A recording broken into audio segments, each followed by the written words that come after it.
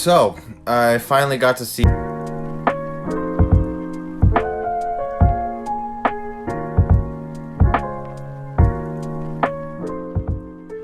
going to try to keep this review as spoiler-free as possible, but due to the nature of this film, even basic plot elements may be considered a little spoilerish. If you haven't seen the film and you want to go into the film completely blind like I did, pause, go see it if you can, and then come back. If you don't mind very minor spoilers, then keep on watching. So Tenet is a 2020 film written and directed by Christopher Nolan, starring John David Washington as an unnamed secret agent who is tasked with stopping World War III. If that summary of the film sounded kind of vague, it's because it is. All of the marketing for this movie, all of the trailers, do a pretty good job of giving you no information of what the movie's about, what the plot is, or anything about the main protagonist. The mystery behind the word Tenet made this film my most anticipated movie of the year. Knowing absolutely nothing of the film, I went in completely blind, and after 2 hours and 30 minutes, I came out of it with no clue what the movie was about, what the plot was, or anything about the protagonist. So yeah guys, I kinda have some issues with this film. First, let's get some early criticisms out of the way. If you've watched any of Nolan's works, like Prestige, Interstellar, and especially Inception, you're used to Nolan implementing a sci-fi element that doesn't always make sense upon first viewing. For Prestige, it's the teleporting man. For Inception, it's the passive device, or dream machine. And for Interstellar, it's the interstellar travel. In Tenet's case, it's time travel. Oh, side note, all the interviews will have you believe it's not time travel, and even the film tries to tell you it's not time travel, it's this thing called inversion. But yeah, for the sake of this review, it's basically time travel. And while the sci-fi element didn't always make sense in his previous films, I always felt like it was grounded within the rules of the world that Nolan set up. As an audience, we know that the passive device cannot exist within our reality, but it makes sense in the world Nolan creates in his film. In this one, the characters, and the director for that matter, seem to really not have an idea of how the rules of inversion works. Every time you understand, or you think you understand, the basics of inversion, or have some idea of this concept, Nolan throws something new on screen that shatters any preconception or understanding of this film's core element. However, this isn't my main problem that I have with the film. The issue that I have with Tenet is that they try to explain a lot of this through long stretches of dialogue. Every time someone tried to explain how the laws of this universe worked or how the laws of inversion worked, the film would just get more and more confusing. One, because Nolan sort of violates the age-old saying, show, don't tell. But mainly because this film is inaudible. The sound mixing on this film is bad. Every time a character in this film is saying something, the background music, score, and sound design makes this dialogue incredibly difficult to make out.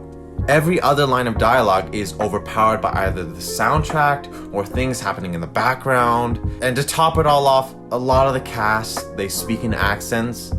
In a regular film, that would be alright, but in this film, with the background noise and the action, it makes the dialogue really difficult to understand. I have never wanted subtitles more for a movie than in this one. Half of the time, I wasn't trying to understand the plot, I was just trying to understand the words coming out of their mouth. Okay, so that seems like a lot of harsh criticism, so we've gone on a bit long without saying anything I've liked about the film. As per usual with Nolan's films, the visuals are insane. No one can deny that both the practical and visual effects are outstanding. The subtle blend of CGI with practical shots justifies its production budget. Also, the score, although way too overpowering, is still a pretty good score. Throughout all the action set pieces, the music heightens the choreography to an insane degree.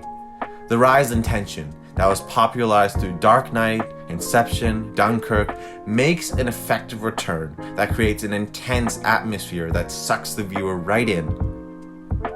Then they start talking and my immersion is kind of ruined.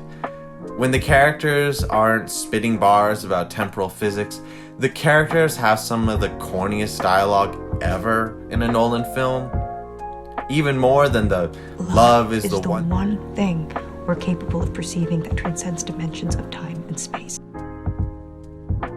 At one point, a character actually says, "If I can't have you, nobody can," unironically, which a lot of the character interactions between the main protagonist and the antagonist are very basic, which especially shows towards the ending. A lot of this comes from the fact that these characters are very bland and uninteresting. For instance, I said this before, but I want to stress, we learn next to nothing about the main character, not even his name. Throughout the film and in the movie, he is simply referred to by others in the film as the protagonist. And it's not like a character without a name can't work, but us as an audience, we learn nothing about him that warrants any interest in him as a character. He has little to no personality, and by the end of the film, there's nothing we know about his identity. Not just his backstory, but what motivates him. Why he does the things he does in the film. This was a big criticism of Nolan's last film, Dunkirk, where there was no character development with those we followed. At the time, many people, along with myself, excused this as Dunkirk being more about the event itself and examining it through the lens as if Dunkirk was a character. However, we follow the main protagonist through the film with no sense of who or what he is, and as a result, it's hard to be invested in the plot and especially the ending. I guess you could justify this by saying that's a conscious choice by Nolan. Much like Dunkirk, the main character seems to be left without much development on purpose. However, while Dunkirk is about experiencing the event through the unnamed characters, there's a bigger story that Nolan wants to tell. And yet, it's hard to get invested in any of it if we as an audience know nothing of the character we're supposed to be following. It also doesn't help that I think that the acting by John David Washington is quite bad in this film. His performance carries no charisma or charm that a lot of Nolan's previous works have done. His dialogue comes off as very stilted, and apart from a few emotional scenes at the beginning and at the end, I didn't think his performance was very noteworthy. Though it's kind of hard to blame him when there's not really much going on with his character to begin with. Speaking of the cast, there weren't a lot that stuck out. The only notable standouts in my mind were Elizabeth Debicki and especially Robert Pattinson, who was just phenomenal in this film. But yeah, other than that, the other characters felt pretty underdeveloped. It might not seem like it based on this review alone, but I'm a pretty huge fan of Christopher Nolan's work. Memento, Prestige, and Inception are three movies I hold very dear to my heart, along with the entire Dark Knight trilogy, and even Interstellar. So believe me when I say, I'm used to not understanding a Nolan film upon first, second, or even third viewing.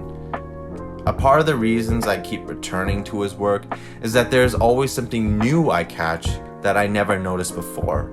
Whether it be a hidden detail I missed or a new theory of what something could mean, Nolan inspires that infinite rewatchability in so many of his films. The problem is, those films were more than the concepts that they utilized. They were the characters we followed, along with the emotional moments and the great character deconstruction they prompted. The crazy sci-fi plot perfectly complemented the inner struggles, turmoil, and even feelings of the characters. What this film lacks, in my opinion, is what makes any great movie so memorable and rewatchable. The film lacks character. I remember Inception for its stunning visuals and concepts, but I also remember the characters and how they dealt with losing a loved one, and how he struggled to make peace with it. I remember Interstellar, not just for the amazing soundtrack and effects, but the personal relationship throughout time and space between a father and his daughter. I remember The Prestige, more for than the science and the magic, but the tragic rivalry that stripped two aspiring men of their humanity.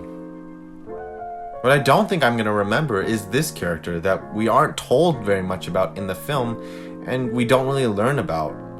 So much so that the real mystery isn't Tenet or inversion, but why we're supposed to care about these events in the first place. Past the convoluted plot and past the inaudible dialogue that I'm hoping gets cleaned for a digital release, the film severely lacks character.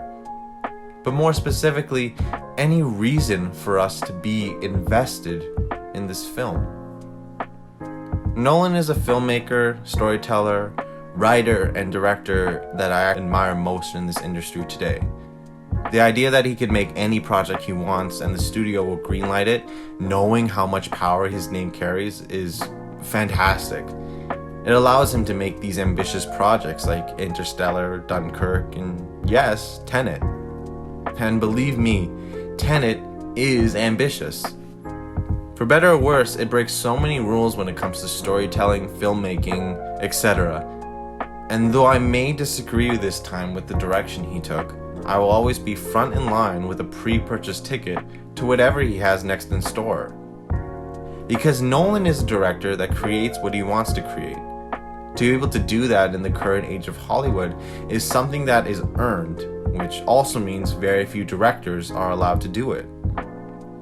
I just hope that next time he remembers that his work is more than just the effects and concepts, but the story and the characters that we devote our time to as well.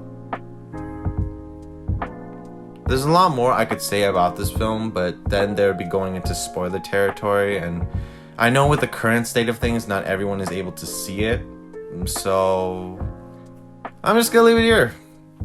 Thanks for watching.